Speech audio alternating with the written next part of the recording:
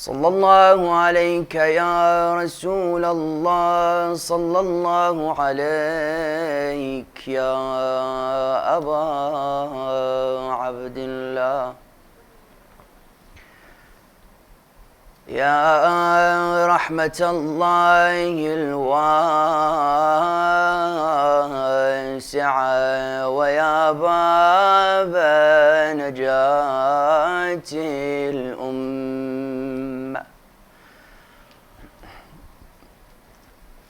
يا ليتنا كنا معكم سيدي فنفوز فوزا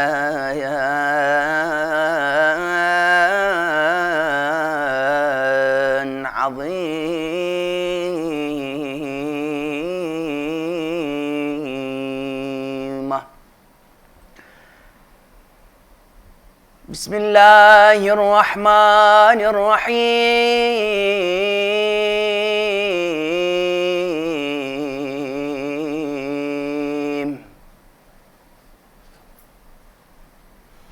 أليس الله بكاف عبده صدق الله العلي العظيم. صلوا على محمد وآل محمد.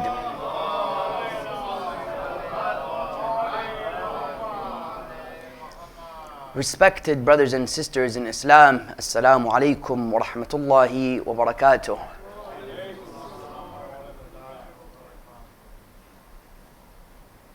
Imam al-Hussain alayhi salam stands as one of the greatest connections between the secular world and between the world of spirituality.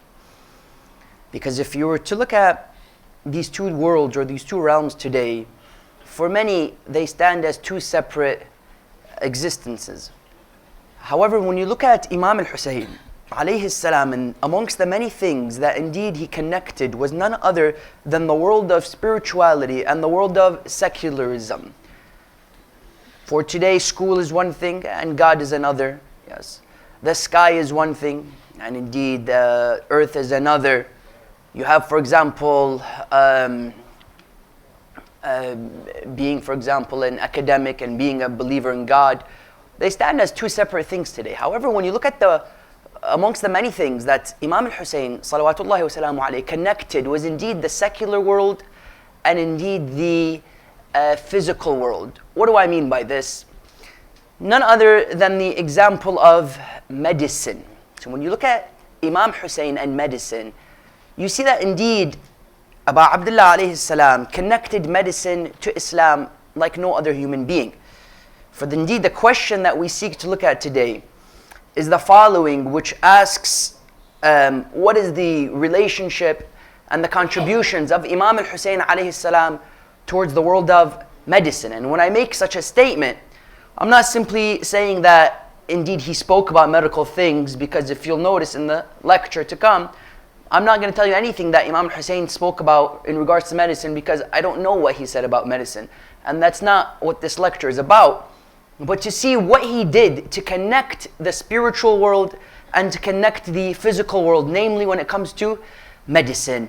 So in today's question, we seek to answer what is the relationship between Imam Hussain alayhi salam and medicine.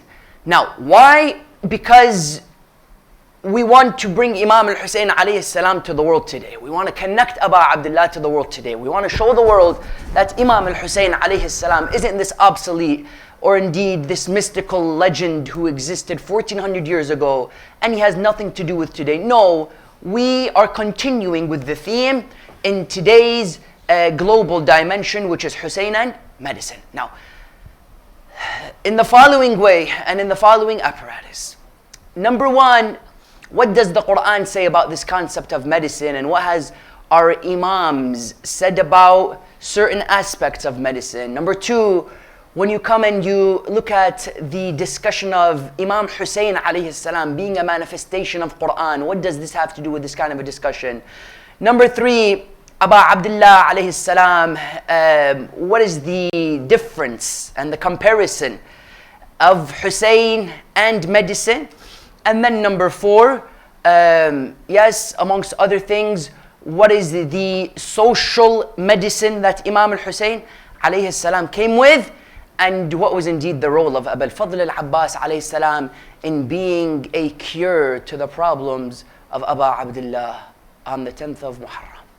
Let's see what happens. Number 1, Quran mentions the word shafa, which is the root word of cure, in 6 different areas, in 6 different verses, okay?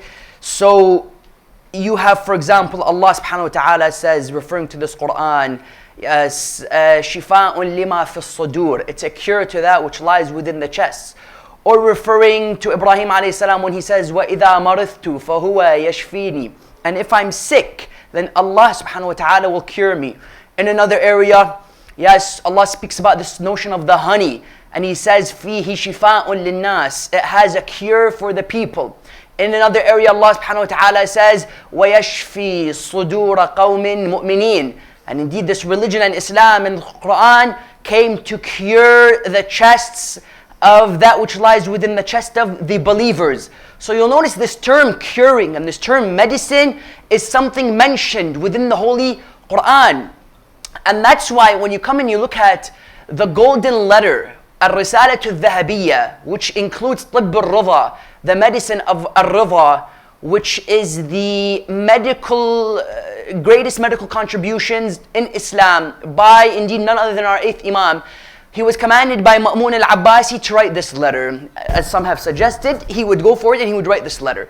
Ma'mun commands him to write it, Imam alayhi salam writes the letter. Within this letter, you have the greatest contributions towards medicine within the religion of Islam. So you have, for example, our 6th Imam alayhi salam is narrated to have, yes, of course, now within this Tibb al-Rida, what do you have? You have anatomy, you have physiology, you have pathology, for example. You have chemistry, all within this Tibb al-Rida of our 8th Imam alayhi salam. Imam al-Rida, or you have 6th Imam alayhi salam, for example, comes and says what? Our 6th Imam salamullahi alayhi, he comes and he says that there is this cure for what? Dawamud dam. Many people, they have this issue where their blood flows and they have a problem with their blood flowing abnormally, for example, when it comes to certain phases within the life of the human being. One lady would come to our 6th Imam. She would tell him, what should I do? He would tell her, eat. Yes, sumak and kuzbara. Sumak, which is also sumak in English. Kuzbara, which is, for example, coriander or something along those lines. They come and they say take these kinds of substances and this kind of organic minerals to cure yourself from blood flow. That's for example, or for example, there's this one lady who would come to our 8th Imam, Imam Rida alayhi salam, and she would tell him, Ya ibn Rasulillah, I crave apples, but I have to stay away from them. I don't have the medical ability to eat apples. They affect me. He told her, this apple should be taken by those who have a fever, and there is nothing better for the fever than the apple. Therefore, when you come in, you notice the Quran and our Imams spoke about this notion of cure, this notion of medicine, this notion of shifa. فِيهِ شِفَاءٌ لِمَا فِي الصُّدُورِ وَيَشْفِي صُدُورَ قَوْمٍ مُؤْمِنِينَ. Yes. And for example, Ibrahim alayhi salam says, وَإِذَا مَرُضْتُ فَهُوَ يَشْفِينِي. If I'm sick, Allah will cure me. This notion of curing and healing and medicine exists very clearly within the religion. And that's why when you see that the Quran is a book of medicine, you therefore ask the following question: who is the manifestation of the Quran to be the greatest doctor? Because if the Quran is a book of medicine, who is the doctor? You go and you look at those who we know are manifestation of Quran. And there is no one other than Imam Hussain alayhi salam who wins indeed the competition for being the manifestation of Quran on 6 different levels. Number 1, Quran, Allah subhanahu wa ta'ala comes and says, yes, تتنزل الملائكة والروح فيها بإذن ربهم من كل أمر. This book comes down, yes, through our command, and within it has everything. Imam al-Hussain also alayhi salam, when he was born, he was descended however through Jibreel, and he is also a decree for all things. Therefore on that first level, Imam al-Hussain alayhi salam. Number 2, you come and you see indeed that the Quran never becomes obsolete. However, with time it becomes deeper and it becomes indeed clearer. When you come in and look at the Holy Quran, the Quran has a nature to it which as time flows and as time goes on, elapses, the Quran becomes deeper. Yes? Said, and likewise Imam Al-Hussain alayhi salam, as time goes on, simply he renews, simply he becomes greater. Yes? You have, for example, what? Both of these indeed entities being the Quran as well as Imam Al-Hussain alayhi salam, they are what? They are not shy away from exposing the disbeliever. Yes. They're both not shy from exposing the disbeliever. The Quran comes and says, إِنَّ اللَّهَ لَا يَسْتَحِي مِنَ الْحَقِّ. Allah subhanahu wa ta'ala, He isn't embarrassed from saying the truth. Likewise, Imam Al-Hussain alayhi salam showed utmost fearlessness before the enemy. Both of them don't shy away from exposing the disbeliever. You then also have indeed what? You have both of these books are what?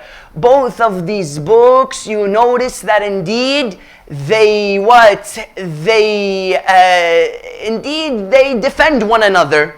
Both of the books, they defend one another. The Quran comes and says, إِنَّمَا يُرِيدُ اللَّهُ لِيُذْهِبَ عَنْكُمُ الرِّجْسَ أَهْلَ الْبَيْتِ وَيُطَهِّرَكُمْ تَطْهِيرًا. And likewise, Imam Al-Hussain alayhi salam was the greatest of defenders of the Holy Quran. For goodness sake, the head of the Imam is on the spear and he's reciting the verse of Ashab al-Kahf. أَمْ حَسِبْتُمْ أَنَّ أَصْحَابَ الْكَهْفِ وَالرَّقِيمِ كَانُوا مِنْ آيَاتِنَا عَجَبًا. Do you think that Ashab al-Kahf were a sign of what? Indeed, amazement for you? Come and look at me. I'm ahead speaking verses of the Holy Quran. That both of them would defend the Holy Quran. You then also had on that last level, both of them indeed what? Both of them have a clear similarity, which is what? How many verses do we have within the Quran? Within the Quran, you have about 6,000 plus verses. Closer to 7,000, around 6,666 verses within the Holy Quran, and there were the exact same amount of injuries on the body of Abu Abdullah al-Hussain on the 10th of Moharram. Imam Sadiq alayhi salam says that there were 1,900 injuries on the body of our Imam, in addition to the 4,000 after the trampling. He says, yes, you add it together and you see there was the exact amount, same number of injuries on the body of Abu Abdullah as there were verses within the Holy Quran. 114 times Allah subhanahu wa ta'ala mentions Bismillah ar-Rahman ar-Rahim within the Quran, and there were also 114 strikes of the sword on the body of Imam al-Hussain alayhi salam. They would tell him, Ya Imam, but you said there were 6,000, and in another area you tell us 114. Why? He says, no, Imam al-Hussain not only had a strike, he had ta'na fawqa ta'na. There were strikes upon strikes on the body of Abu Abdullah al-Hussain alayhi salam. So therefore you notice that what? You notice that Imam al-Hussain is the manifestation of Quran. You cannot separate Imam Hussain from Quran because they defend one another. They both came down, they both exposed. Yes, both of them had the same number of verses and injuries. In other words, Imam al-Hussain alayhi salam perfected himself, because you have some people who don't even approach the Quran, yes? There's a number of people, he doesn't approach the Quran. There's another person, he approaches it, but he studies it. There's a third person, he becomes what? He starts to follow the Quran. But there's that fourth person, he becomes the Holy Quran. That indeed, they would what? Come to Aisha, they would tell her, Ya Aisha, tell us of Rasulullah. She would say, كَانَ خُلُقُهُ الْقُرْآنِ. His akhlaq and his manners were Quran. And that's why Ali ibn Abi Talib says, أَنَا الْقُرْآنِ. He didn't only say, come and speak to me about Quran, come and ask me of Quran. He said, أَنَا الْقُرْآنُ النَّاطِقِ. He said, I am the speakable Quran, yes? Therefore what? You notice that Ahlul Bayt alayhim as-salam, they defend one another. You can't separate Ahlul Bayt from the Holy Quran. And that's why, yes, on this third level, what do we see? We see that Imam Hussain is the manifestation of Quran. And that's why, since the Quran is a book of medicine and Imam manifests this book, then there is no greater doctor and no greater, yes, medical human being and medical attendant than Imam al-Hussain alayhi salam. However, what's the difference between Imam al-Hussain and between medicine? Yes? Because today we notice that indeed the emphasis is placed on physical medicine. The emphasis is placed on what? On prescriptions, on pills, and so on and so forth. However, what is the true medicine that is needed in the world today? And how can we see that indeed the medicine that Imam Hussain alayhi salam presents is indeed prevalent, or in other words, advantageous to physical prescriptions and physical medicine? You notice, number one, you'll see that indeed what? You'll see that every medicine, or at least the majority of them, they have a shelf time, yes? It has a date on it, and it tells you that this medicine, this prescription, may expire at a certain time. However, Imam al-Hussain is a different kind of a medicine. He's an interesting kind of a medicine. There's no shelf time on Abu Abdullah. However, as time goes on, as we said, he simply increases in intensity. Or for example, you have number two, what? You have indeed most medicines, and indeed all of them are external medical prescriptions. Yes, they cure your cold. They cure you from, for example, pneumonia, or they cure you from an eye infection. External. However, Imam al-Hussain alayhi salam, you notice, not only is he an external medicine, but he is an internal medicine as well. And the idea externally, what? Many people, when they want to cry, they go to psychologists. You'll notice, today there is a very common phenomena where people would want to, they want to cry because it makes you feel better. You release. It's a venting process. Tears are one of the greatest medical prescriptions for a human being. They go to the psychologist, they go to the therapist, they sit down and they cry. However, Imam al-Hussain alayhi salam, he's a different kind of a medicine, yes? When we're coming to these majalis, believe you me, these majalis are medical, yes, seminars, I'm telling you. They're medical, yes, gatherings. When you cry about the Imam, on a psychological level, yes, on a mental level, even on a physical level, there's unbelievable benefits. That's why when the Imam comes and encourages you to cry, he's not only telling you cry so that you can, for example, say, I cried upon the Imam. No, there's medical benefits to this crying upon the Imam, and that's why the Imam alayhi salam comes and says clearly, he who can't cry about the Imam, let him do something called tabaka. Tabaka means what? See, you're not encouraged to be a fake human being or to be a hypocrite in any other area within Islam except when it comes to crying about the Imam. They say if you can't do buka, then do tabaka. I tell them, what do you mean Ibn Rasulullah tabaka? He says if you can't cry, then act as if you're crying. That's why you'll see many people in the majlis, while you're reciting musibah, he's just staring at you. I don't know if he's thinking about Burger King or he's thinking about, for example, his exam that's going to come, but you hope he's thinking about the musibah, yes? However, for the most part, you're encouraged to fake it, put your head down and make the noise. You listen to our ulama at times crying. You hear him crying like a female. Yes, you hear him screech. You hear him crying. Sometimes you may say, is that truly how he cries, or is he doing this tabaka? Because indeed, even on a psychological level, they tell you there is the facial expression that has an effect on the emotion, and there's an emotion which has an effect on the facial expression. Therefore, if you smile, even if you're not happy, yes, then this is going to induce what? A psychological reaction within the human being. Likewise, on a very psychological level, act as if you're crying. The Imam comes and says, yes, riya is not acceptable, he says, except with crying upon Abu Abdullah. Allahu Akbar. Riya means what? Yes, to be a show off. He says show off with crying towards the Imam. Make your voice louder. Compete with the person next to you when it comes to the crying upon the Imam. And that's why you notice what? On a physical and on a psychological level, the Imam cures you. Not only is he an internal, but he's an external as well. External in the sense of the tears. Internally, Imam al-Hussain alayhi salam is the life for this ruh. Yes. Abu Abdullah is what gives us life. You find many people, brothers and sisters, yes, you see no life in his eyes. And you can gauge that there is truly no life in his heart by the time when it comes to crying. There are certain cultures, and I tell you honestly, the certain cultures, for example, it's very easy for them to cry upon the Imam. They shed tears the minute you start. There's another culture that I've been to some communities, he's staring at you and smiling during musibah. I tell him, what are you smiling at? Cry for the Imam, even if you can't cry on a serious level. Therefore, you notice what? You notice that's number one, there's no shelf time. You notice internal and external. Also, you notice that indeed the majority of people who are cured, there is a very high likelihood that they will eventually have some remains of that of that disease at one point come back to them. For example, people who have been in a car accident, even once they're healed physically, psychologically, there's still an effect. However, when Imam al-Hussein cures you, there's no debris left of any illness.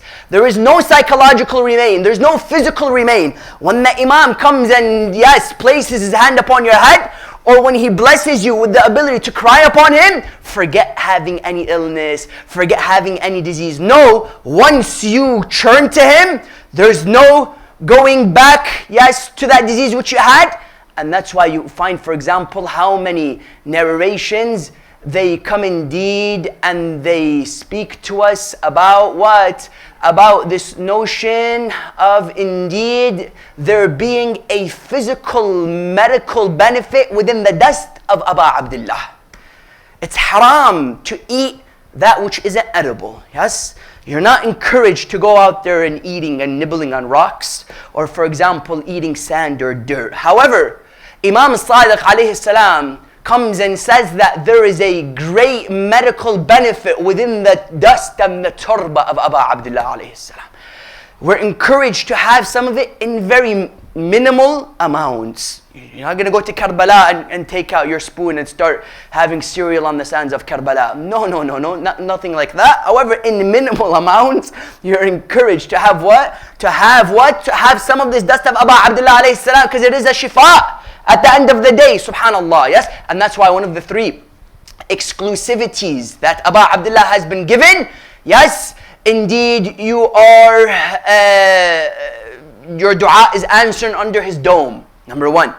So you find certain areas, the Wi-Fi hotspot in that area is very strong, yes? You go, for example, to certain areas, you find that you have 4 bars. You go to another area, you have 1 bar, you have 2 bars. However, the Wi-Fi and the connection with Allah subhanahu wa ta'ala under the dome of Aba Abdullah is second to none. Istijabat al-du'a tahta qubbatih. The answer of du'as under what? Under his dome, yes? In addition, yes, to ash-shifa fi turbatih. Curing and healing within indeed what? Within his tears, within his dust. Therefore, you notice when you compare Imam al-Hussein alayhi salam to indeed, yes, medicine as we know it today, there's no comparison on a number of levels. Aba Abdullah is the greatest of doctors. However, on that 4th level, you need to look at Imam al-Hussein as a social medic.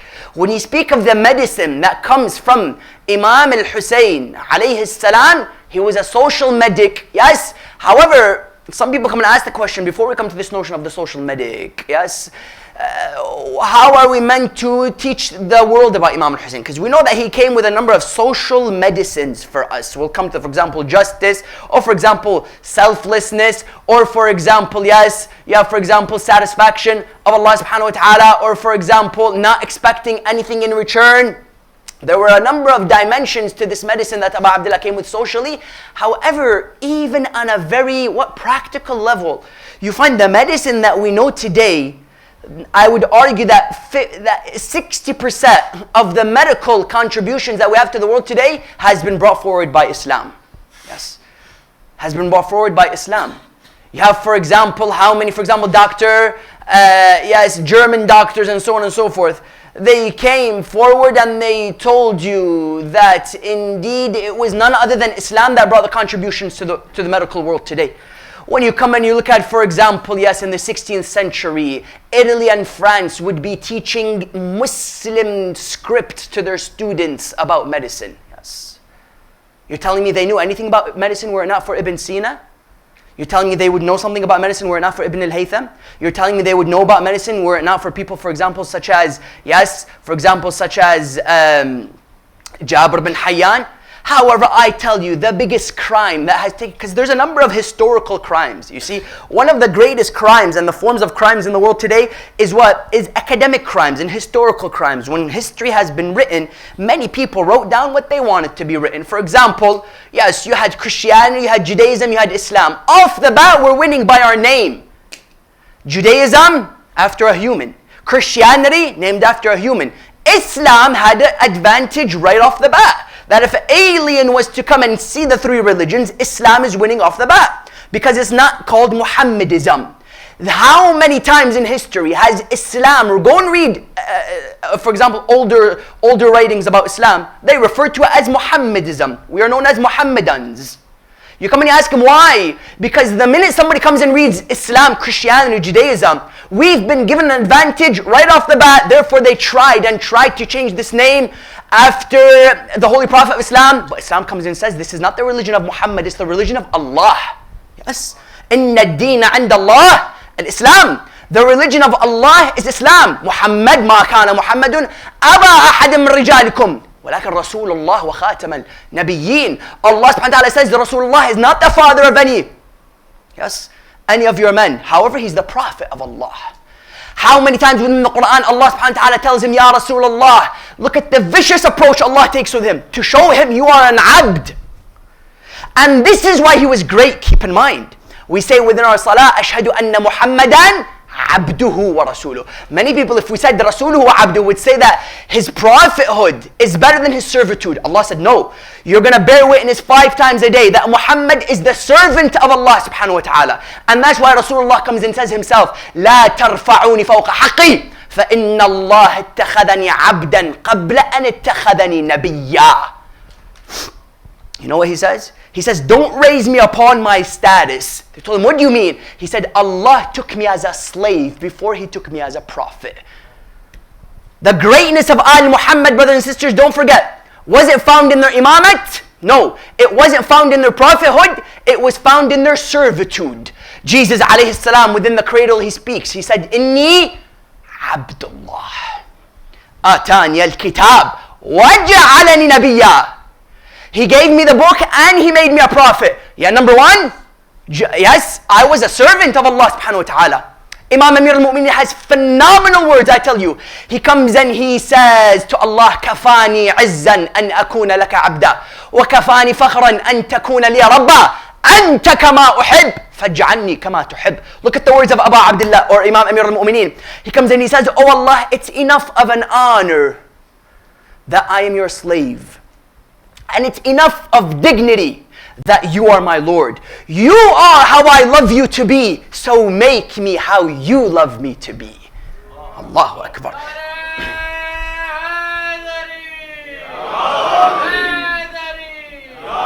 Imam Amir al-Mu'minin alayhi salam. Allahumma salli ala. Imam Amir al-Mu'minin alayhi salam, he says, Allah chose me as a slave. Ashhadu anna Muhammadan abduhu wa rasuluh. Therefore, yes, you come and you see what? You come and you see that indeed what? You see that? We go back to the main point. Islam came forward with contributions. They tried to change the name and so on and so forth. However, Rasulullah was nothing but a messenger. They tried to change it to Muhammadism. However, Allah comes and removes any chance of them doing such a thing. How so? Within the Quran, Allah subhanahu wa ta'ala tells him, Ya Rasulullah, if you say anything I didn't tell you to say, I'ma cut your jugular vein. This is in the Quran. This is Rasulullah. How do you speak to him? He says, وَلَوْ تَقَوَّلَ عَلَيْنَا بَعْضَ الْأَقَاوِيلِ لَأَخَذْنَا مِنْهُ بِالْيَمِينِ وَلَقَطَعْنَا مِنْهُ الْوَتِينِ. Allah said, if he said certain things and contributed it to us, which indeed we didn't say, we would have struck him with our right arm and we would have severed his jugular vein. This is Quranic text. You tell me, Ya Allah, why are you saying such a thing? No, because Rasulullah was a messenger. They tried to change it, Muhammadism, and so on and so forth. The point is what? The point is that you come and you see indeed, when you look at the names of Ibn Sina, this is one of the greatest crimes, academic crimes, which some of them can be greater than physical crimes, is what? They Latinized many of the names of contributions to medicine and so on and so forth who were Muslim. Today when you ask somebody, some common US citizen, do you know Ibn Sina? Never heard of him. Do you know Jabir bin Hayyan? Not a clue. Have you heard of, for example, Ibn Haytham? No, it doesn't ring a bell. Then have you heard of Avicenna? Of course. Avicenna. Wasn't he some Jew or something? Have you heard of Al-Hazen? Yes, Al-Hazen, I've heard of him. Optometry would not exist were not for Al-Hazen, Ibn al-Haytham. Hassan, for example, or Hassan ibn al-Haytham. Or for example, when you come to, you come and you ask them, do you know who created chemistry?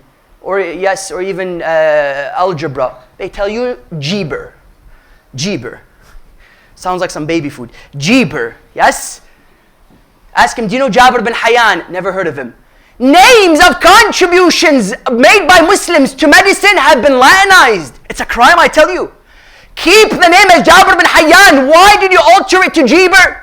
Keep the name as Hassan bin Haytham. Why did you change it to Al-Hazin? No. Just in case Muhammadism, yes, Islam brings people to Islam, we're going to change the name. Just in case people figure out that Ibn Sina, medicine would be nothing today. How many doctors you have in the world today? There would be no such thing as medicine. Was it not for someone like Ibn Sina, who today is known as Avicenna? And it goes on, and Razi's and so on and so forth. Yes, Ibn Rushd also changed. How many people have been altered completely? Therefore, you'll notice what? Islam is the greatest contributor to medicine. However, we've been oppressed, just as we've been oppressed in a number of things. However, there's very specific areas which Islam made contributions to. Islam, for example, made great contributions, yes, to the world of what? To the world of, as one would say, yes, chemistry, for example. When you come and speak of chemistry, we're speaking of Jabir bin Hayyan. At one point, the Minister of Education of Baghdad, he would come and he would say, we have 50 ancient scripts in regards to chemistry which have been brought forward by none other than who? Than Jabir bin Hayyan. You know Jabir? Today we speak of distillation and so on and so forth, condensation, all these. These are all terms brought forward by who? By Jabir bin Hayyan. However, when Jabir would begin a sermon, how would he begin? He would say, Bismillah ar-Rahman ar-Rahim, Allamani Mawlai Ja'far ibn Muhammadin as-Sadiq. My master Ja'far ibn Muhammadin as-Sadiq. My master Ja'far ibn Muhammadin as-Sadiq has taught me, and he would begin. Chemistry. When you, for example, today, come and speak about, for example, this notion of, yes, the process of coloring minerals, or for example, steel making, or even tanning, for example, yes, these all came from minerals such as sulfuric acid, yes, and so on and so forth, potassium. Who came and taught people how to do this kind of stuff?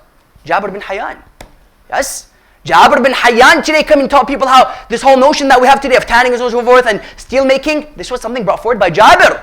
Or for example, when you come to the world of pharmacology, you have many pharmacists, possibly even in this crowd. Pharmacology was brought forward by Islam. When you have somebody like Gustave Le Bon, yes? Gustave Le Bon came and said that it was indeed Islam that made the greatest, this notion of taking, yes, medical prescriptions and putting it in pills, yes? This is an Islamic contribution.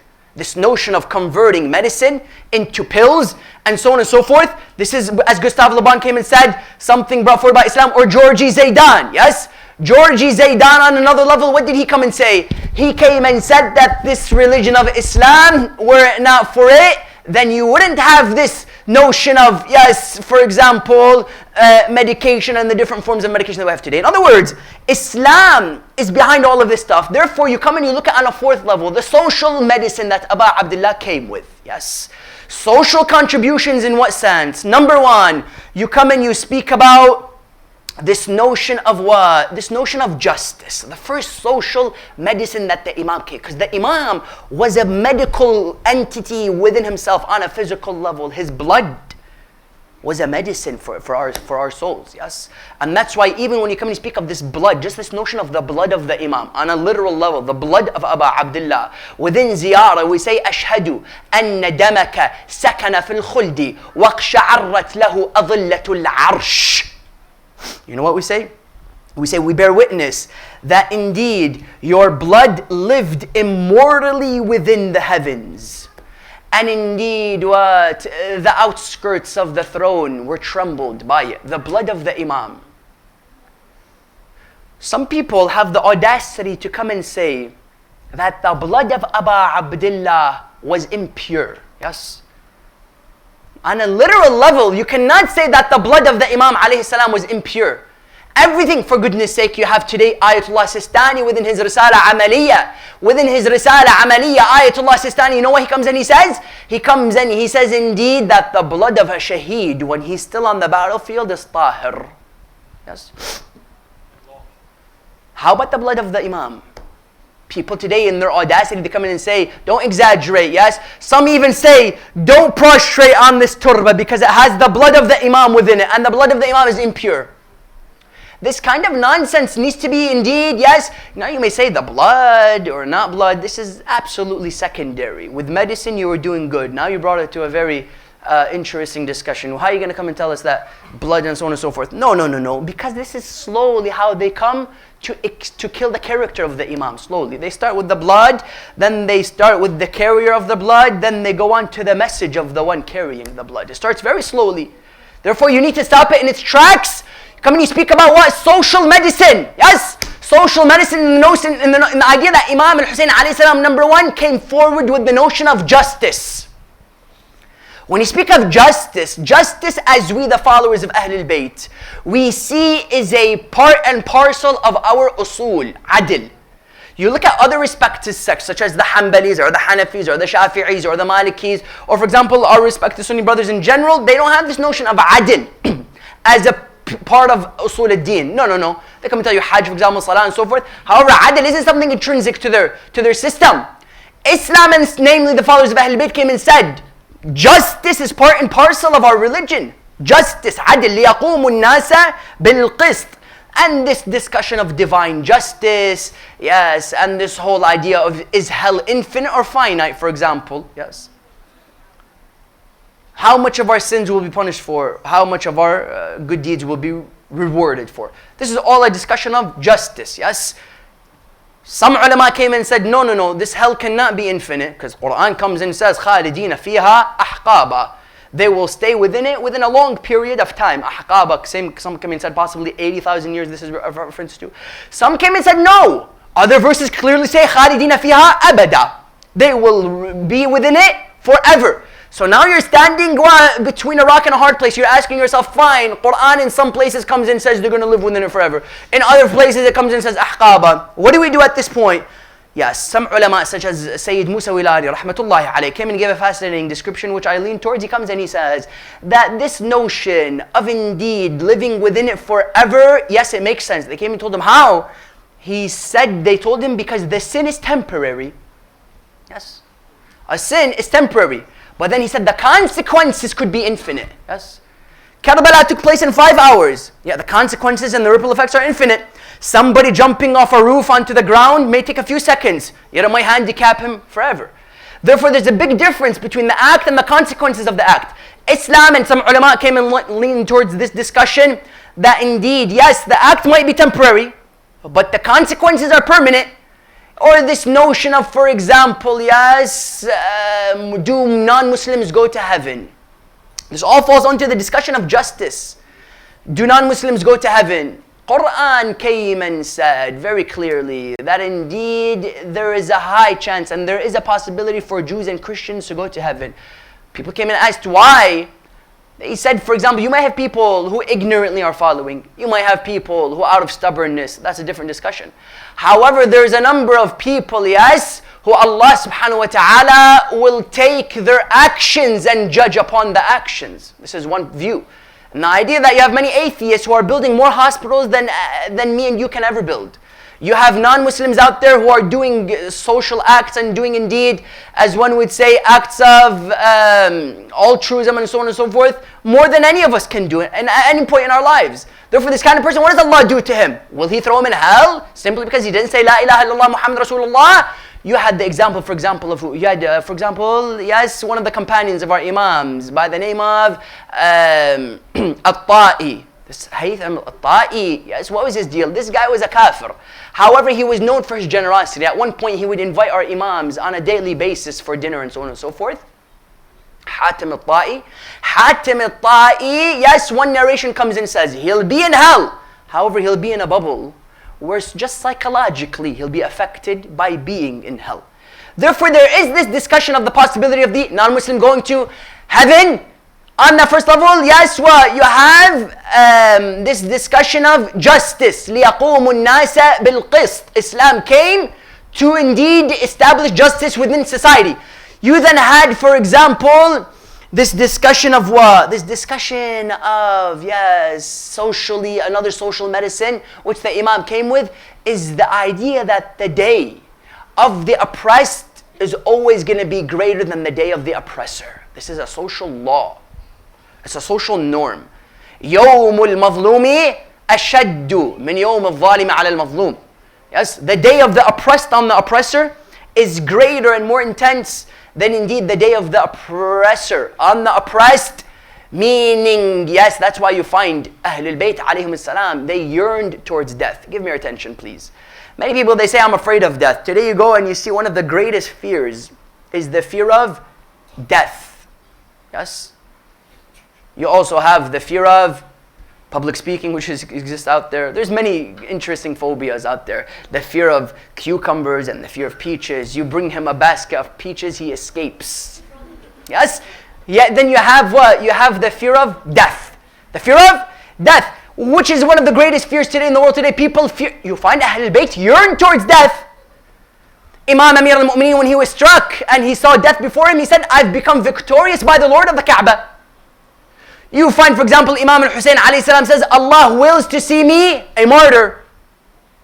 You find, for example, Imam Amir al-Mu'mineen alayhi salam comes and says, yes, وَالَّذِي نَفْسُ ابْنُ أَبِي طَالِبٍ بِيَدِهِ لَابْنُ أَبِي طَالِبٍ لَآنِسٌ بِالْمَوْتِ مِثْلِ الطِّفْلِ بِثَدْيِ أُمِّهِ. He says, indeed, by the one who the soul of the son of Abu Talib is in his hands, Ali ibn Abi Talib is more eager towards death than the child is towards the chest of its mother.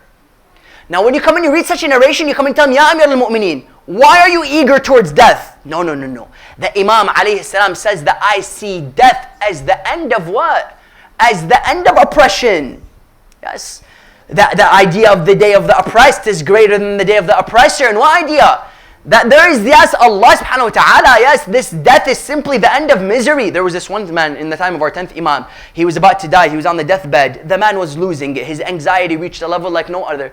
Imam alayhi salam would tell him, why are you anxious? You should be smiling. He told him, why ibn Rasul? He told him, I'm dying very soon. He told him, you're going from a temporary world to an infinite world. You're going from a world that's filled with diseases to a world that's filled with what? Filled with rewards and happiness. He told him, indeed, Ya ibn Rasulullah, how could you fear this? He told him, how could you fear this death, O man? And the man truly so would smile and then leave this world. Yes. In other words, the day of the oppressed is greater, hence they would yearn for it. When he says greater than the day of the chest of the, greater than the love of the child towards its mother. Why? Not because he's emo, not because he's sick of this world, not because he's reached a level of depression. No. But because the Imam knows that this world, indeed, death is the death is the transportation from finite to the infinite, from the temporary to the indeed everlasting. Yes.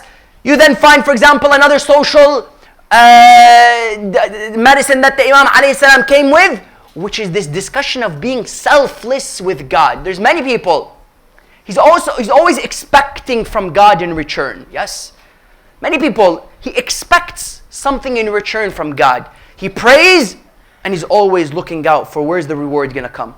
Yes? I remember as a child when you do matam, you look at your chest and you say, wow, it's so red. Alhamdulillah. I've given so much for my Imam. People look for the reward. Ahlul Bayt alayhim salam, what did they say? They say, لا نريد منكم جزاء ولا شكورا. ويطعمون الطعام على حبه مسكينا ويتيما وأسيرا إنما نطعمكم لوجه الله لا نريد منكم جزاء ولا شكورا. We don't want anything from you. When they, yes, gave their food on that first night, on the second night, on the third night, they tell them, what are you doing? They say, law نريد, we want nothing from you. Not even a thank you. You say, even a thank you. Thank you. This is normal. Not even a thank you. جزاء ولا شكورا. Why?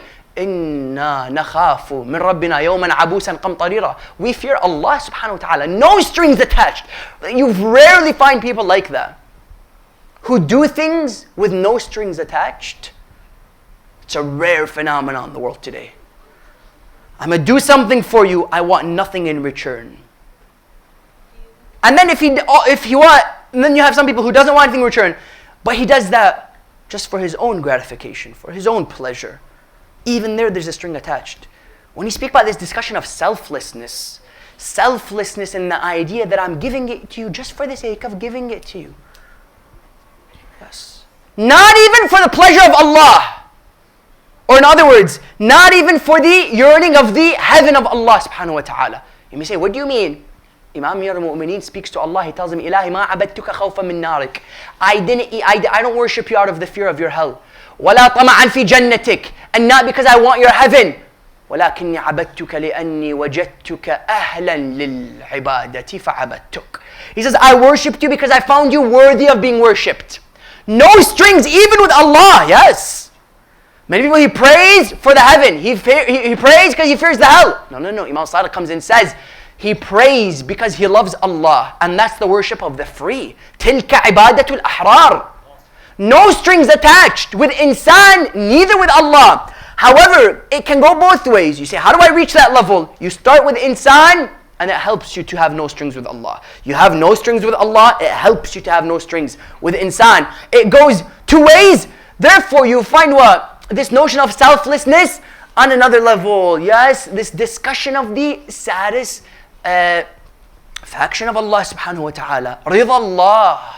Ridaka wal Jannah. These are social medicines, brothers and sisters. When you speak of this discussion of the satisfaction of God, what are we speaking about? We're speaking about indeed, yes, seeking to satisfy Allah, even if He doesn't need my satisfaction. You then have, for example, on another level, when you speak of these social, indeed, forms of norms and social medicines which our Imam alayhi salam came with, and so on and so forth, until you reach, for example, yes, discussions such as when it comes to backbiting, when it comes to arrogance. Come and read Surah Al-Hujarat, yes.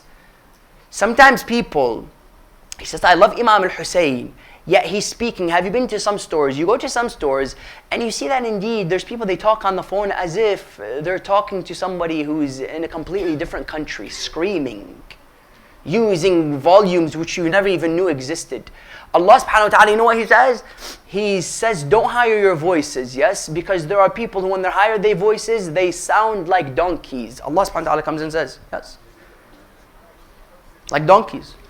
Luqman, what did he tell his son? He says, Ya bunay, la tushrik billah, inna ash-shirka la dhulmun azim.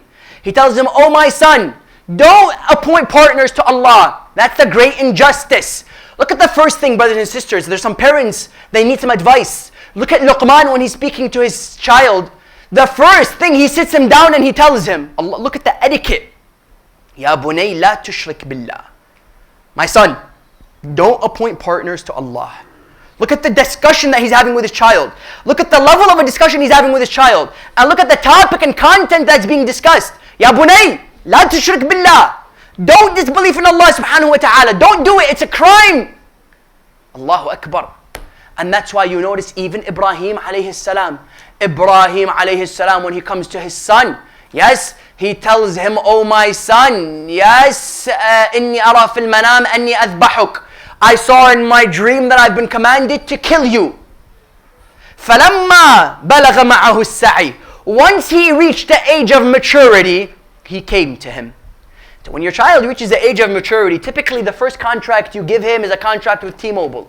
Or a contract with, for example, yes, Toyota. Or a contract with, for example, those who are well off, yes, a BMW, yes. You find some parents, this is what he builds the contract with his son with. Once he reaches, he tells him, my son, you're becoming a man, here's the keys to the car. Here is, for example, the contract to a phone. Ibrahim, you know what kind of contract he built with his son once he saw he reached the age of maturity? He told, my son, I see that you're mature. Come here, let me cut your head off. فلما بلغ معه السعي قال يا بني إني أرى في المنام أني أذبحك. He says, my son, I saw in my dream that I've been commanded to kill you. What do you see? What did he say, Ismail alayhi salam? He said, Father, my head? Come on now, I think I need that. He told him, no. He told him, يا أبت افعل ما تؤمر ستجدني إن شاء الله من الصابرين. He says, my father, do that which you've been commanded. You'll find me from the patient ones. Wow. Luqman sits with his son and he tells him, يا بني لا تشرك بالله إن الشرك لظلم عظيم. Look at the level of discussion he's having with him. And then he comes to that social medicine which I'm referring to. He tells him, ولا تمشي في الأرض مرحا. Don't walk on this earth arrogantly. ولا تصعر خدك للناس. Don't turn your cheek away in competence from man. إن الله لا يحب كل مختال فخور. Then he tells him, واغضض من صوتك. lower your voice. This quality of having a soft-toned voice is a prophetic quality, brothers and sisters. There's people when they speak, yes, you don't want to hear them speak again. There's other people when they speak, you just telling him, tell me more. I don't care what you're saying, but the tone of your voice is immaculate. Yes. Ahlul Bayt alayhim salam, not only the tone of their voice, yes, but indeed what? The content that they would say, everything was calculated. The way they said it and what they said was always cut into pieces before it came out. Yes. Imam Amir al-Mu'mineen alayhi salam says, I wish my neck was the neck of a giraffe. Yes? They come tell me, Amir al-Mu'mineen, why? He says, so that once the word reaches my lips, I've calculated it inside and out. Wow. And that's why the Imam alayhi salam comes and says, إِذَا كَانَ الْكَلَامِ مِنْ ذَهَبْ فَالسُّكُوتِ مِنْ فِضَّةٍ فَالسُّكُوتِ مِنْ ذَهَبْ. He said, if speech is from silver, then silence is from gold. لا تصعر خدك للناس واغضض من صوتك. It's a social norm. When you speak of arrogance, when you speak of hypocrisy, when you speak of indecency, when you speak of greed, these are all social diseases which Aba Abdullah cured on the 10th of Moharram. Go and read Surah Al-Hujurat. Surah Al-Hujurat, which is unbelievably filled with social etiquette. Or on another level, Dua Makarim al-Akhlaq. Brothers and sisters, if you can, every 4 or 5 days, read Dua Makarim al-Akhlaq. Some of us have never heard of it.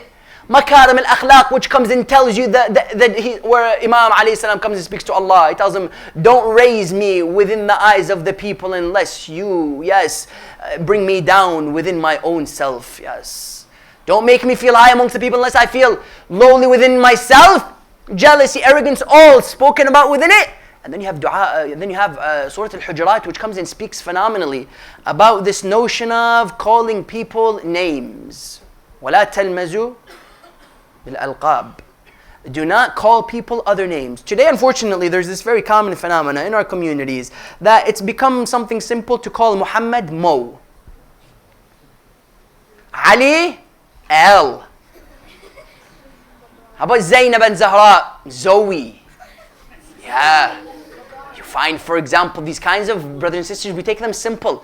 But when you have a name like Ali ibn Abi Talib and you're being called L, then that leaves a lot to be desired. You might find it comical, but this is a very serious note. This idea of what? Of, yes, abbreviating the names of Al Muhammad. It's become something very common today, unfortunately. Allah subhanahu wa ta'ala says, don't call people names. You have, for example, yes, some parents, it's haqqul, yes, haqqul walad. It's the right of the child that you give him a good name. You have some ladies who I know, their name is what in Arabic, that which is translated as container. Her name is Container. You tell me, oh mother, what were you thinking when you named your daughter Container? Or for example, that one man, yes, who indeed, for example, when you look at Bart and how Bart would speak to his father, he would tell him, what does he, or indeed what's his name? Yes, he would call him by his first name. Yes, Homer come here, Homer do this, Homer do that. Or this one guy, after the Egyptian revolution, he was so proud of Facebook, he named his daughter Facebook. This is all real stories. Yes, I mean, if you're naming your son, for example, Shaitan come here, Shaitan go there, leaves a lot. In other words, it's a right of the child on the parent to give him a good name. Yes. Allah subhanahu wa ta'ala says, وَلَا تَلْمِئْ بِالْأَلْقَابِ بِئْسَ الْإِسْمُ الْفُسُوقُ بَعْدَ.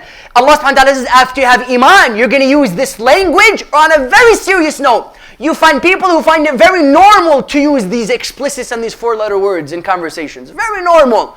After every word, he's throwing a bomb here and a bomb there. The man is throwing bombs left, right, and center. I remember one man, he saw Imam Sadiq alayhi salam, he would see a man who would use filthy language. Yes. He heard him use the filthy language in front of him. It is said after that day, he never was seen walking with that man. Allahu Akbar. On a social level, you find that the Imam alayhi salam came forward with these social medicines. And that's why when you come and you speak of indeed, there is no greater, yes, Imam al-Hussain might have been the cure to us. Yeah, there was a cure to Aba Abdullah like none other cure.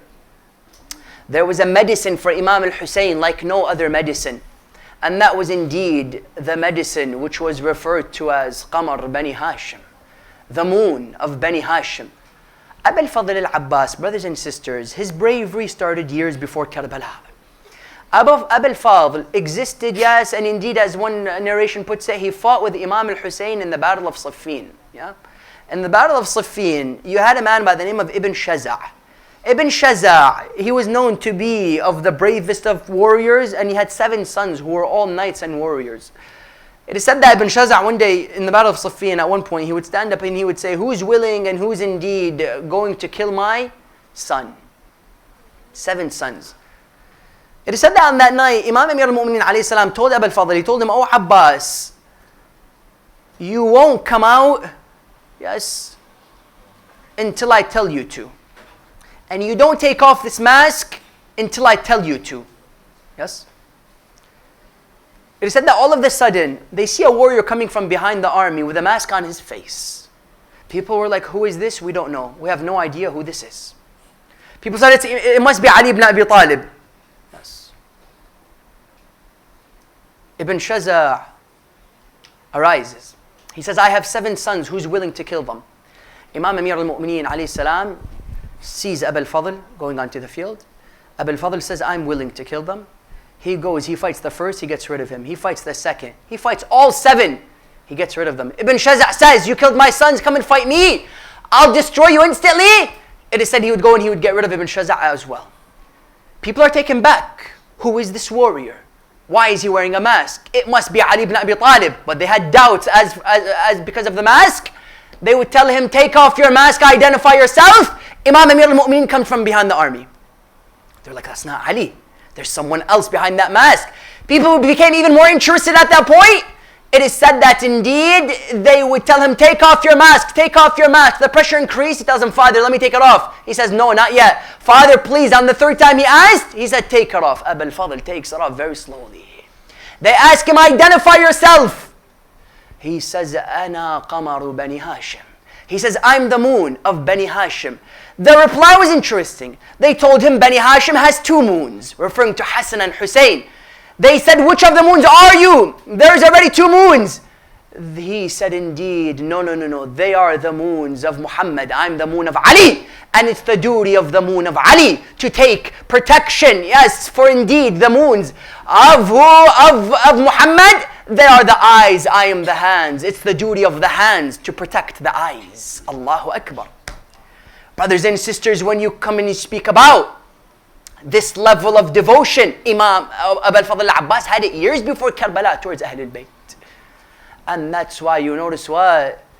You notice that indeed. What? You notice that at one point it is said that they would see, yes, Imam al-Hasan alayhi salam, his body was being indeed washed.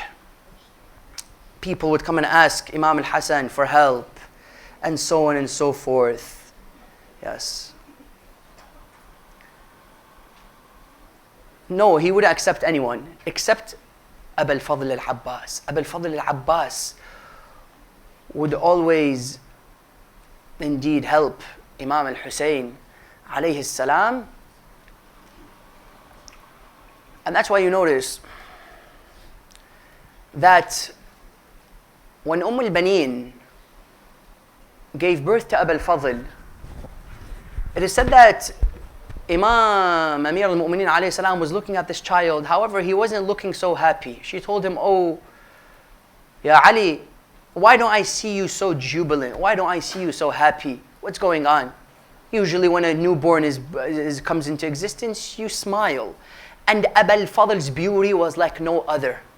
It is said when they had the head of the Imam alayhi salam, enemies would say, Ma ajmalah, how beautiful is this head. Ahlul Bayt were known for their beauty. Rasulullah says, I am more beautiful than Yusuf. They were known for their beauty. Rasulullah sallallahu alayhi wa Imam Amir al-Mu'mineen alayhi salam is looking at this head or at this boy, and he's weeping, he's sobbing. They tell him, Ya Ali, al-Banin tells him, this is a newborn. Why do we see you crying?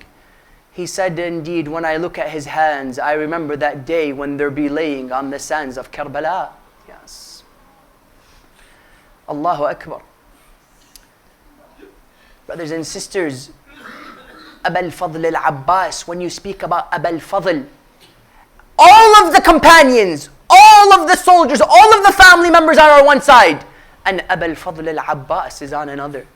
Never did Imam Abu Abdullah alayhi salam say, my back has been broken, only when Abu al-Fadl al-Abbas was killed. Allahu Akbar. He said, Al-an inkasara dhahri, now my back has been broken. Yes. It is said that, indeed, they would see that, what? They would see that Fatima Zahra alayha salam on Yawm al-Qiyamah, she would come. And she would have a tray in her hands. Allah tells her, which case do you want me to begin with first? The case of Hassan, no, no, no. The case of Zainab, no, no, no. The case of Ali, no, no, no. Then it must be Hussain. Allah tells her, let me begin with the case of Hussain. No, no, no.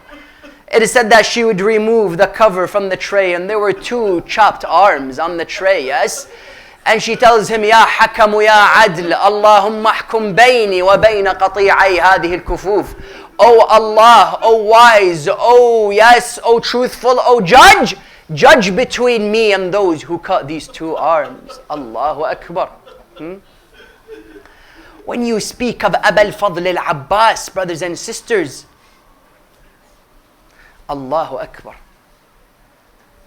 You know what you're speaking of, or no? You're speaking of a man who there was to be another prophet, it would have been Abu al-Fadl al-Abbas alayhi salam. You're speaking of Babul Hawa'ij. You have a haja today? I need you to knock as strong as you can on the door of Abu al-Fadl. Only if you have a haja. If you don't have a haja, then go to someone else. Maybe he can help you. But if you have a haja and you have something that you want Allah subhanahu wa ta'ala to answer, I'm telling you, expect it guaranteed if you knock on the door of Abu al-Fadl al-Abbas. You know why? Because Abu al-Fadl knows the pain of a haja not being answered. Because he promised Sukaina with water and he didn't bring it. He knows the pain. So he doesn't like to leave your hajas unanswered. He made that mistake with Sukaina. He's told himself, never will I make that mistake with anyone else. Fatima Zahra tells him, oh Allah, begin with this. Yes. Imam al-Hussain alayhi salam, yes. It is said that at one point, Umar ibn Sa'ad, yes, would be walking with Shimr.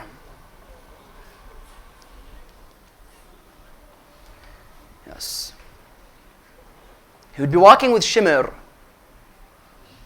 between the 2 camps. And Umar turns to Shimr, he tells him, oh Umar, look at the number of their followers and look at the number of ours. If we wanted to, we can indeed trample them instantly with the hooves of our horses. Shimr told him, you're wrong. They have 1 man. If he wanted to, he'll wipe us all out. You know Abu al-Fadl, he wasn't given permission by Imam Hussain to fight.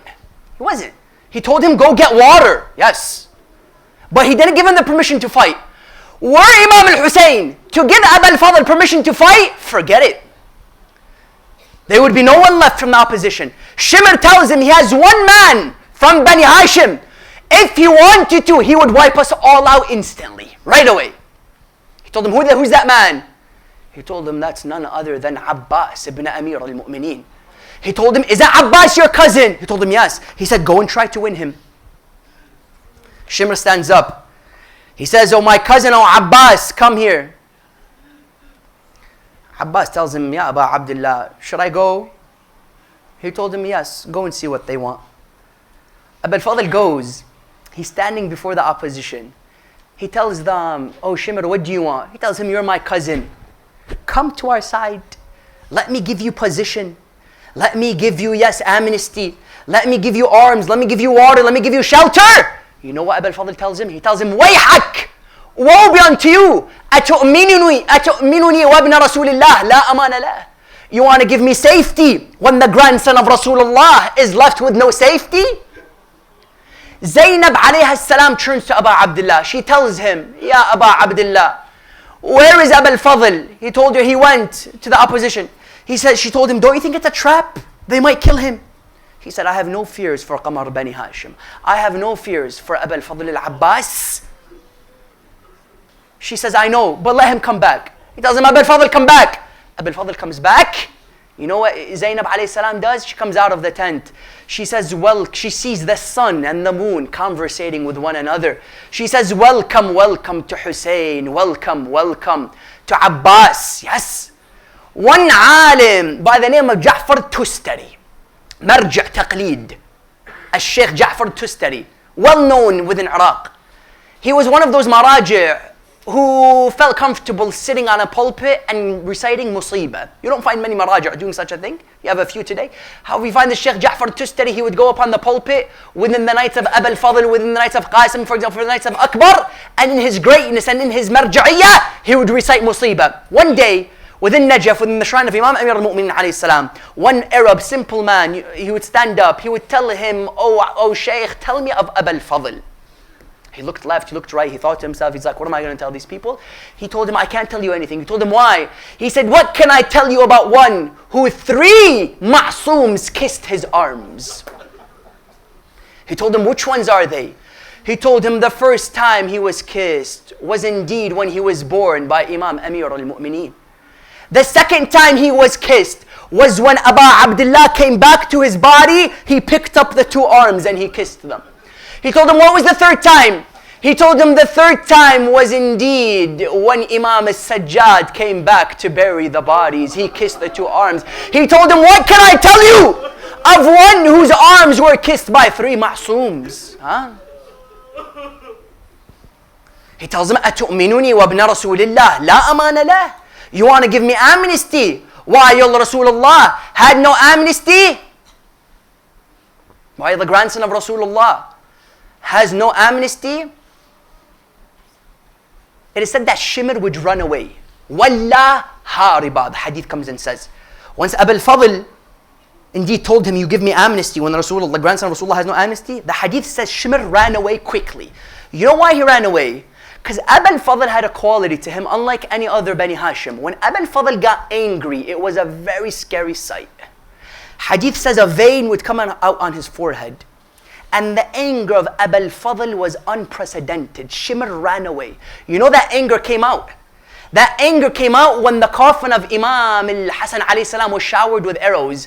Abu al-Fadl quickly goes to the Imam. He takes out his sword. He's about to kill them. He said, Abu Abdullah, let me wipe them all out. He says, Ya Abbas, put your sword back. He told him, why? Ya Abu Abdullah, give me the permission. I'll wipe them all out. He told him, put the sword back. Ya Abu al-Fadl, inna fi dhalika yawmun li dhalika as-sayf. He says there's a day for that sword. That day will come. Be patient, O Abu al-Fadl. Be patient. Don't put all your cards in one basket. It is said indeed what? That Abu al-Fadl alayhi salam's anger was like none other.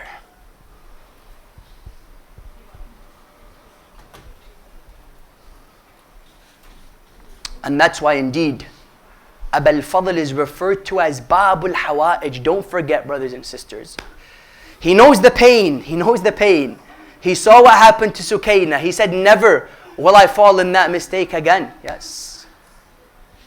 It is said in Iraq, there was a sick man. For 40 years he was handicapped. 40 years. They would place his body on a bed. He would be sick. He wouldn't move. Yet he would always cry for Ahlul Bayt. It is said on one night, on the 7th of Moharram, he stands up. He says, Abbas has cured me. Abbas has cured me. They tell him, what are you talking about? They see him standing up after 40 years. I've heard scholars, great scholars narrate this. Don't take these stories as if there's some entertaining thing. They tell him, he tells them, Abbas cured me. Abbas cured me. They tell him, what do you mean? He says, when you guys were doing matam, a man on a horse comes to me. He walks into the masjid. He comes to me. He tells me, oh man, stand up. They're doing matam. Why are you doing matam? Abbas doesn't like people not doing matam sitting on the sides. He tells him, why are you doing matam? Stand up. I'm telling you, stand up. Stand up. Do matam. He told him, I can't. I'm sick. I'm handicapped. He said, I'm telling you, stand up. Me. He told him, I can't. I'm sick. He says, stand up. He stands, he tells him, give me your hand. He tells him, I have no hands. My 2 hands have been severed. Allahu Akbar. He tells him, I would have extended my hand to you, but my two hands have been severed. Allahu Akbar. Therefore, I need you all tonight to knock on the door of Aba al-Fadl. Knock on that door. Tell him, Ya Abbas, I need it from you. You and your generosity, come and solve my problem. And his name is Babul Hawa'ij. I tell you, if Imam al-Hussain sought him at his backbone, then I tell you, then Aba al-Fadl is the man to knock upon. And that's why you see indeed on this night, Aba al-Fadl al-Abbas comes to Imam Amir al-Mu'mineen. Yes. To Aba Abdullah alayhi salam, son of Amir al-Mu'mineen. He tells him, Ya Hussain, Ya Hussain, the sounds of the thirsty children is killing me. I can't handle it. I can't handle it. He told him, Ya Abbas, Anta sahibu liwa'i. You are the flag bearer of my army. If you die, then everyone, yes, then what will be left of my army? It would dissemble instantly. It would tell him, however, if you want to go get water, go and get water. But for me to give you permission to go and fight, it's not going to happen. Forget about it, Aba al-Fadl, Ya Abbas. He would tell him, Ya Aba Abdullah, let me go and get some water. It is said that Aba al-Fadl al-Abbas, this is the musibah. It is said that Aba al-Fadl al-Abbas alayhi salam mounts his horse. He starts to get closer to the Alqami river. He sees 4,000 men before him. 4,000 men, yes, who have dedicated themselves to get rid of this man. Aba al-Fadl al-Abbas alayhi salam drops men like nothing, killing them. They tell him this, they say, this is Amir al-Mu'mineen, Ali ibn Abi Talib hasn't died. They see Aba al-Fadl al-Abbas fighting, representing Imam Amir al-Mu'mineen. They couldn't get rid of Aba al-Fadl. He gets to the water, yes, he comes down from his horse. Allahu Akbar, look at the discipline, look at the loyalty. He comes down from his horse, he looks at the water. He says, should I drink water, should I not? He remembers the thirst of Zainab. He remembers the thirst of Abdullah al-Hussain. You know what he says? He says, Ya nafsu min ba'd al-Hussain huni wa ma kunti ba'dahu awla takuni. هذا الحسين وارد المنون وتشربين بارد المحين. He says, oh soul, after Hussein you are nothing. Will you drink water while Hussein is drinking from the cup of death? Never will I do such a thing. أجركم الله. Aba al-Fadl al-Abbas alayhi salam, he mounts his horse. They say there is no other way to kill this man than to resort to deceit and treachery. What do? Umar ibn Sa'ad says, I need you to resort to very low standards to get rid of him. I need you to resort to deceit and trickery. They told him, what should we do? One man comes from behind a palm tree and severs the right arm of Aba al-Fadl al-Abbas. Allahu Akbar. It is said that in the tents, they would know if Aba al-Fadl was doing good by the flag, yes? If the flag was soaring high, they know Aba al-Fadl is doing good. It is said that they see the flag falling and going up. You know why? Because he was flipping it from between his teeth to his left arm, from his teeth to his left arm. They say if the flag is standing, Abbas is still standing. Sukaina tells her, oh Zainab, I see the flag dropping and going back up. They said that Aba al-Fadl kept on going. He said, Wallahi in qata'tumu yamini inni uhami abadan an dini wa an imamin sadiq al-yaqini najlu nabi al-tahir al-amin. It is said that Aba al-Fadl al-Abbas takes the flag, he puts it to his left arm. One man comes from behind a palm tree, he severs the left arm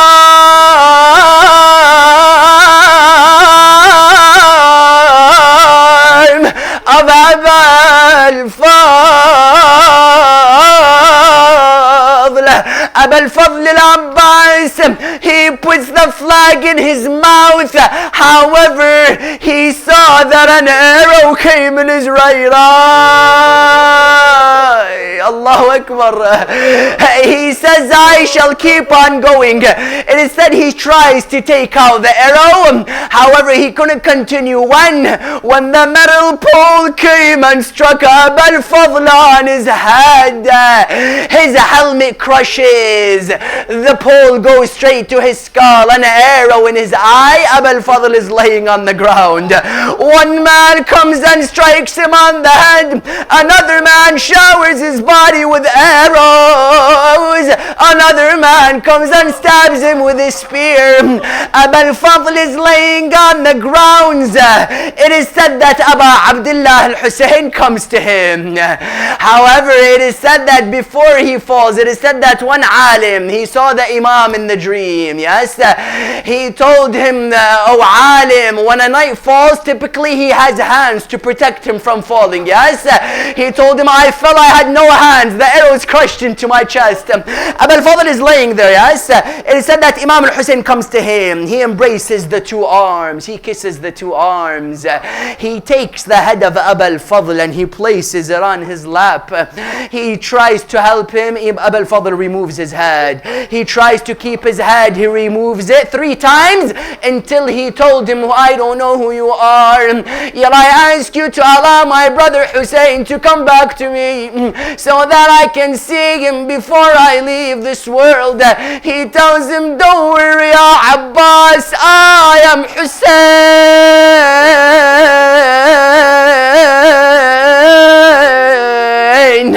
He tells him, I am Hussein. He tells him, yes, what do you need, O Abbas? He tells him, take me back to Sukaina. Should I take you back? He told him, don't take me back to Sukaina. He told him, why? He told him, how can I go back to Sukaina with no water? I promised Sukaina water, I can't go back. Allahu Akbar. While he's speaking to him, Aba al-Fadl closes his eyes. His soul leaves the world. May Allah have mercy on the one who screams, Wa Abbasa, Wa Sayyida, Wa Shahida.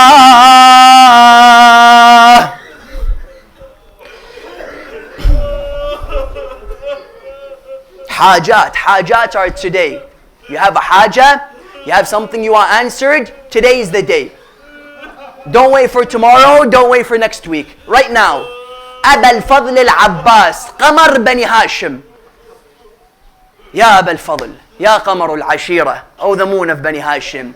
Oh Allah, we ask you by the moon of Bani Hashim, Aba al-Fadl al-Abbas alayhi salam. We ask you, Ya Allah, to answer our du'as, to cure all of our sick ones, Ya Allah. Hasten the reappearance of our 12th and awaited Imam, Ya Allah. Give victory to Islam and Muslimin. Aid our scholars and the servants of Islam. Make us from the servants of Aba Abdullah al-Hussein until the last moment, Ya Allah. Amma yujib 5 times with the loudest of your voices all together. Raise your hands, brothers and sisters, high in the sky. Tell him, Ya Allah, through Aba al-Fadl, I need something, I tell you, expect it answered. Bismillahir Rahmanir Rahim. Amma yujibul mudtarra idha da'ah wa yakshifu as-su'. Ya Allah, amma.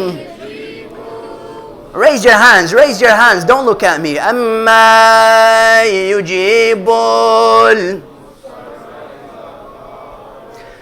أما يجيب المضطر إذا دعاه. I tell him, Ya Aba al-Fadl, by indeed the dearness of Zainab to you, Ya Aba al-Fadl, You know Abu al-Fadl, it is said that indeed Imam Amir al-Mu'mineen alayhi salam, before he dies, he would give the wasiyah. He would give the wasiyah here. He would tell him, Abu al-Fadl, come here. Zainab, come here. He puts his hand within the hand of Zainab. He says, this lady is your trust. This lady is your amana. I tell him, Ya Abu al-Fadl, by the trust being Zainab in your hands, answer our dua. Oh Allah, through Abu al-Fadl al-Abbas, answer our dua. Grant us the ziyarah of Abu al-Fadl. Forgive our sins, Ya Allah. Make us firm on the wilayah of Amir al-Mu'mineen. Oh Allah, whoever has a haja in this majlis, answer his haja, Ya Allah. Ilahi bi Muhammadin wa Ali wa Fatima wal Hassani wal Hussain. If you think any other than these names are going to answer your dua, forget about it. If these 5 names aren't a part of your life, you're doing something wrong. Ilahi bi Fatima, bi Muhammad, bi Ali, bil Hassan, bil Hussain, Ya Allah, bil Hujjati, bil Hujjati, bil Hujjah. برحمتك يا أرحم الراحمين, and to answer our du'as and to hasten the appearance of our Imam, we recite Surah Al-Fatiha with a salawat ala Muhammadin wa ali Muhammad.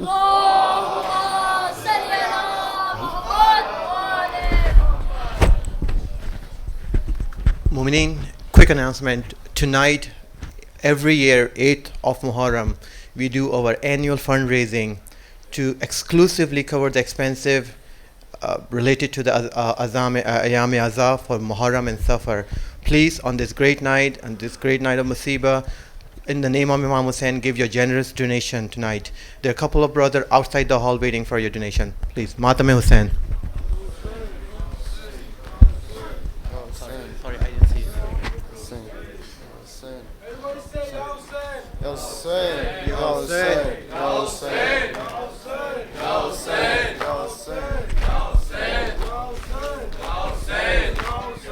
Hussain, Hussain, Ya Hussain, Hussain, Ya Hussain, Ya Hussain, Hussain, Ya Hussain, Ya Hussain. Hussain, your body was left in the sand. Hussain, your body was left in the sand. Hussain, your body was left in the sand. You came to Karbala knowing it would mean your death, fought for the way of Allah until your final breath. You came to Karbala knowing it would mean your death, fought for the way of Allah until your final breath. Hussain, your body was left in the sand. Hussain, your body was left in the sand. Lady Zainab was shouting, where are you, brother Hussain? In the battlefield he fought, and in honor he was slain. Lady Zainab was shouting, where are you, brother Hussain? In the battlefield he fought, and in honor he was slain. Hussain, your body was left in the sand. Hussain, your body was left in the sand. Sakina was left dying as she let out her cry. Where were you, Uncle Abbas? In Karbala you lie. Sakina was left dying as she let out her cry. Where were you, Uncle Abbas? In Karbala you lie. Hussain, your body was left in the sand. Hussain, your body was left in the sand. Hussain, you asked for help. Who will give you victory? I call unto my brothers, sisters, and Imam Mahdi. Hussain, you asked for help. Who will give you victory? I call unto my brothers, sisters, and Imam Mahdi. Hussain, your body was left in the sand. Hussain, your body was left in the sand. Ya Hussain, Ya Hussain, Hussain. Ya Hussain, Ya Hussain, make a circle. Ya Hussain, Ya Hussain, Ya Hussain, Ya Hussain, Ya Hussain, Ya Hussain, Ya Hussain, Ya Hussain, Ya Hussain, Ya Hussain. جبردہ سر سے چنی میں صدا دیتی رہی تو نہ آیا غازی جبردہ سر سے چنی میں صدا دیتی رہی تو نہ آیا غازی جبردہ سر سے چنی میں صدا دیتی رہی تو نہ آیا غازی آل عمران کہاں اور زندان کہاں یہ بہن قید ہوئی تو نہ آیا غازی جبردہ سر سے چنی میں صدا دیتی رہی تو نہ آیا غازی جبردہ سر سے چنی میں صدا دیتی رہی تو نہ آیا غازی ہم کو پانی نہ ملے تیری خوشبو تو رہے تیرے بازو نہ کٹے چاہے مشکی زاچ دے یہ مگر ہو نہ سکا تیرے بازو ہیں جدا مجھ پہ ہے ترنا لبی تو نہ آیا غازی جبردہ سر سے چنی میں صدا دیتی رہی تو نہ آیا غازی دھوپ میں ٹوٹا شجر تجھ سے آباد تھا گھر ہے برنا میرا سر کیا نہیں تجھ کو خبر ہے علمدار وفا اس بہن کو بخدا تجھ سے ڈرتی بڑی تو نہ آیا غازی جبردہ سر سے چنی میں صدا دیتی رہی تو نہ آیا غازی آ گئی شام علم لٹ گئے اہل